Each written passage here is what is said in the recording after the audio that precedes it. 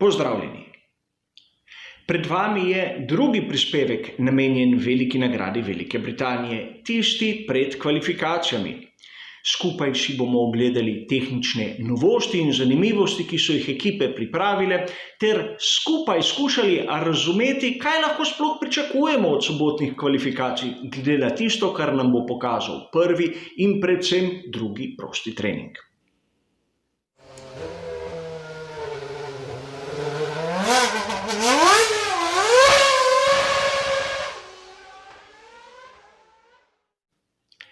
Pozitivnost Sergea Pereza na COVID-19 je bilo presenečenje za vse nas navdušence nad Formulo 1.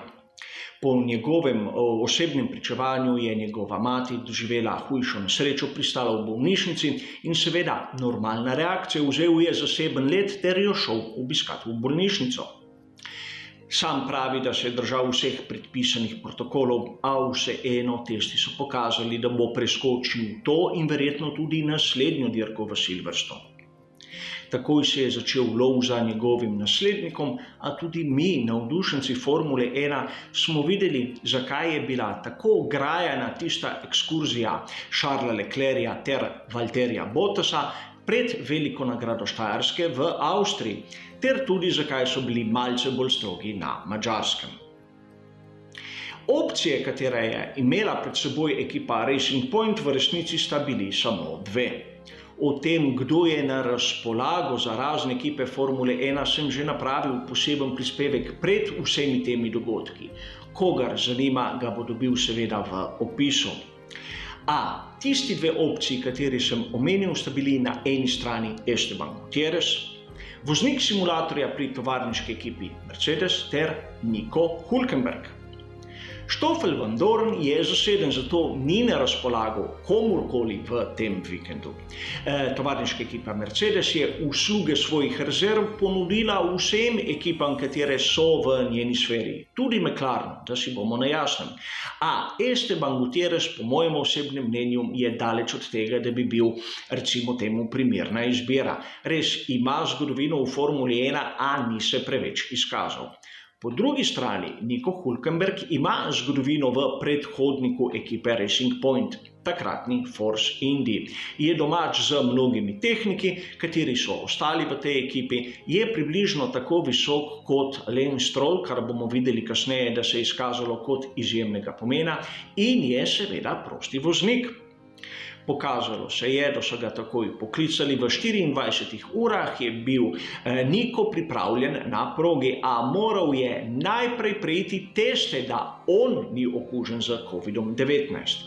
In tu se je pokazala sreča v nesreči za ekipo Racing Point, namreč njihov sedež je pravzaprav na progi v Silverstonu, malce ven izmed tiste cone, kjer je praktično omejeno gibanje.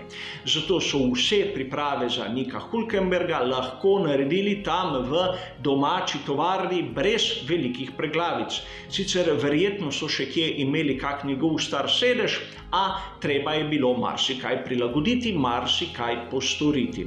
Vidimo na teh posnetkih, kako so razen material vozili v bokse in iz boksov v tovarno nazaj.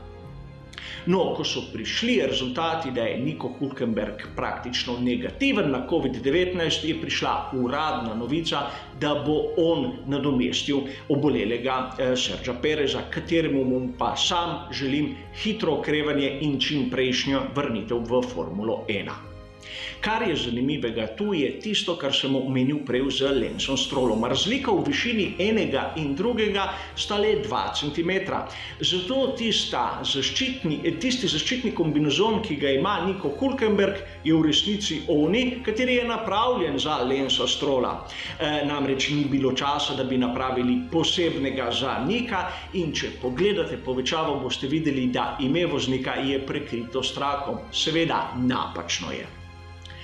A pojdimo poleg tega na tiste zanimivosti, katere smo videli na progi v Silverstonu.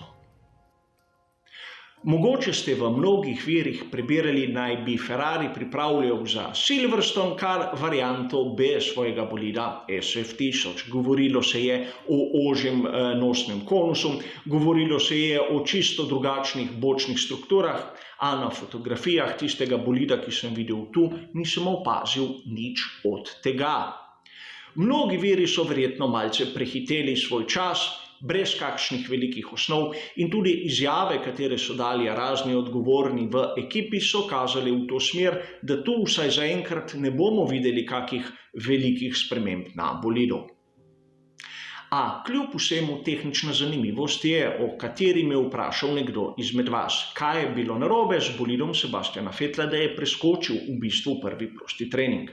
No, senzori so pokazali napako na intercoolerju in na mnogih virih so lahko nekateri prevedli to kot napaka na hladilnem sistemu, kar je nekaj izjemno zgrešenega.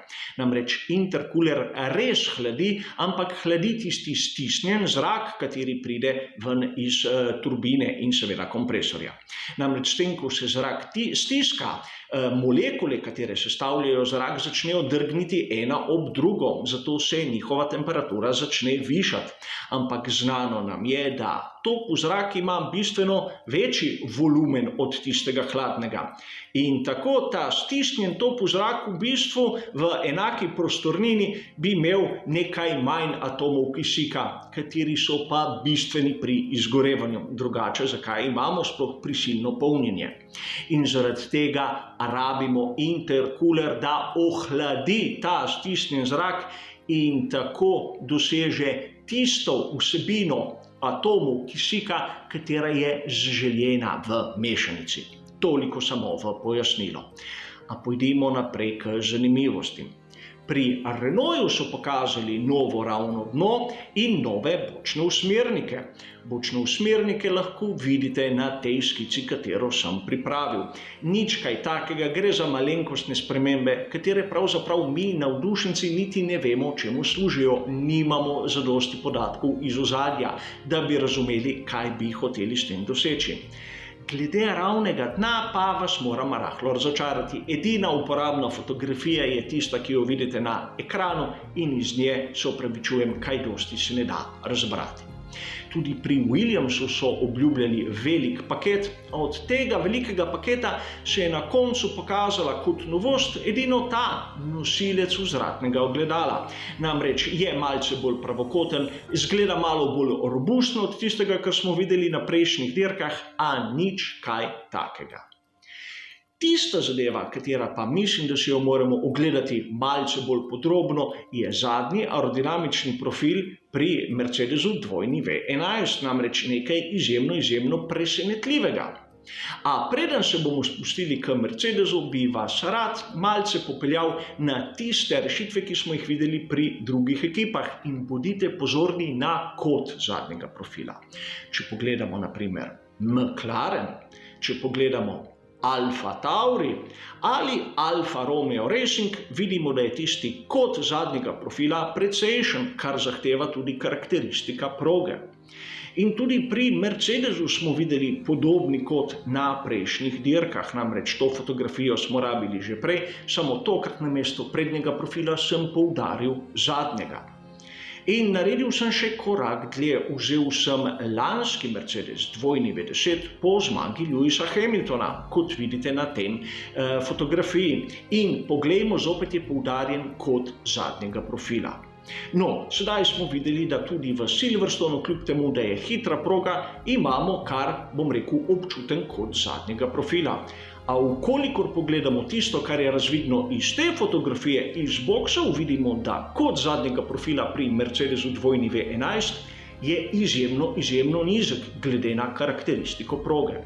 Nekaj takega, kot vidimo na tej fotografiji, bi pričakoval sam osebno, naprimer na veliki nagradi Belgije v Spaju ali na veliki nagradi Italije v Monzi, dvema progama s čisto drugačno karakteristiko. Sedaj moramo tudi razumeti, zakaj je to tako pomembno. Namreč samega bolida v bistvu ne zanima, od kod dobi tisto potrebno količino oprijema. lahko samo iz mehanske komponente, lahko z aerodinamično kombinacijo obeh. In tudi pri aerodinamični komponenti je možno več faktorjev, kateri vplivajo: prednji, zadnji profil, ravno dno in tako naprej. Zgleda, da pri Mercedesu dobijo toliko aerodinamičnega oprema, naprimer z ravnega dna in drugih komponent, da si lahko privoščijo zadnji aerodinamični profil z nižjim kotom. In ta nižji kot pomeni posledično manjši zračni upor in zaradi tega višjo končno hitrost. Na progi, kjer je aerodinamični oprijem bistven, kjer, kot sem povedal v prvem prispevku, so tisti dolgi ovinki z naslonom, tako povedano v žargonu. Torej, lahko pričakujemo ne samo, da bo Mercedes hiter v ovinkih, ampak da bo imel tudi visoko končno hitrost. Vsaj to se da lahko razbrati iz teh fotografij, ki jih vidite pred vami. Pri interpretaciji rezultatov prvega in predvsem drugega prostega treninga moramo biti izjemno previdni. Namreč to, da Lance Stroll je dosegel najboljši čas v drugem prostem treningu, še zdaleč ne pomeni, da se bo boril z lahkoto za pole position. Treba je biti realisti. Čas Lancea Strolla je tam zaokroženo minuto 27 sekund in 2 desetink. Če pogledamo lanski pole position, bomo videli, da se je ta nekako odločil pri času minute 25 sekund in 1 desetinke, torej imamo dobri 2 sekundi razlike. In treba je biti pozoren tudi na to, da mnogi se še zmeraj skrivajo. Verjetno na prostem treningu so imeli polne posode z gorivom. Če vzamem nekako to razliko 2 sekund in ocenim, koliko goriva so imeli, po mojem osebnem mnenju, nekateri tudi več kot 50 kg. In to se je verjetno zgodilo pri Mercedesu. Mehka pneumatika, izjemno toplo vreme nad tistim napovedanim, temperatura zraka je bila 30 stopinj, temperatura asfalta nekaj pod 50 stopinj in takoj se je čas zvišal. Seveda, za jutri so napovedane bistveno nižje temperature in videli bomo razliko, tudi zato, ker bo rezervoar bolj prazen. Seveda, treba je razumeti, da težji kot je bolid, bolj ustvari silo na pneumatike, zato jih pregreva in lahko je tudi od tu bila težava pri Mercedesu. Nekaj, kar nismo videli pri Racing Pointu. Po drugi strani, tisto, kar smo videli pri Red Bullu, nam je v bistvu potrdilo, kako agresivna šasija je RB16. Zagotovo je bolid hiter, a treba ga je voziti na meji. Oba voznika, tako Verstappen kot Albon, sta se ločeno pritoževala nad tem, kak understeer je prisoten na bolidu. In videli smo, Alexander Albon je dosegel dober čas, a tudi na ovinku stol je izgubil tisto malo oprijema in tako je bil v zaščitni ograji. Praktično brez nobenega opozorila.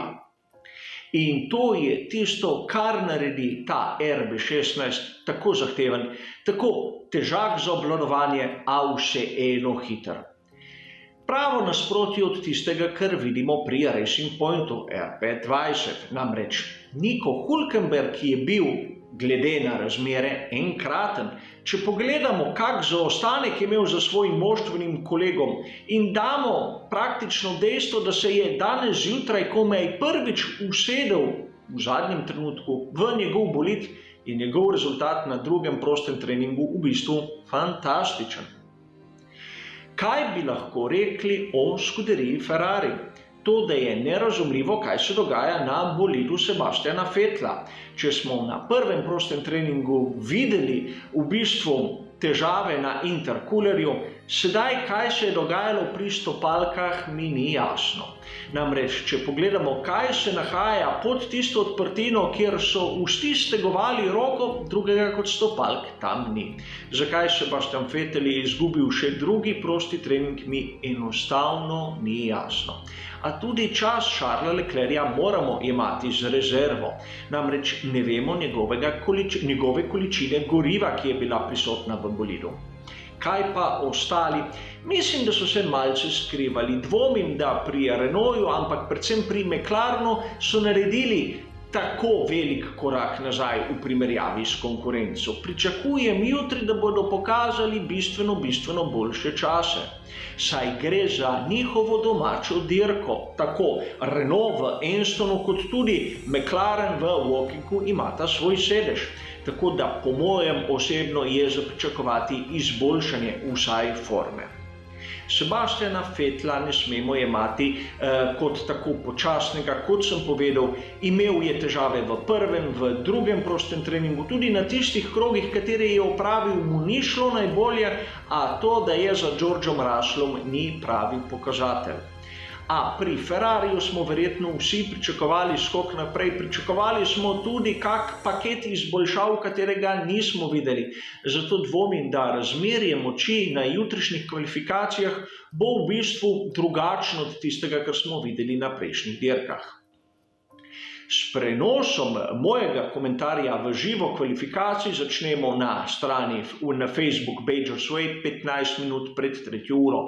Vabljeni, da se mi pridružite, kjer boste lahko spraševali, komentirali in povedali svoje mnenje. Po kvalifikacijah pa sledi tisti zadnji briefing, kjer bom skušal dati skupaj rezultate kvalifikacij in tisti ritem, ki so ga posamezni vozniki držali, in tako napovedati, kaj nas sploh čaka na nedeljski dirki za veliko nagrado Velike Britanije. Hvala za vašo pozornost in nasvidenje.